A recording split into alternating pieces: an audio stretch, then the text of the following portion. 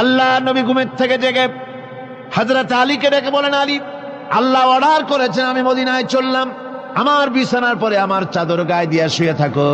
হযরত আলী বলেন, আল্লাহর হাবিব, আপনার চাদর গায়ে দিয়ে ঘুমিয়ে থাকবো, সকালবেলায় কাফির বেঈমানেরা আপনার বিছানার পরে আপনার চাদর গায়ে দেওয়া অবস্থায় আমি আলীকে তারা মুহাম্মদ মনে করবে, আর আমি আলীকে নবী মনে করে তারা তাদের তরবারি দিয়া কেটে কেটে টুকরা টুকরা করে আমারে বিদায় করে দেবে দুনিয়া থেকে।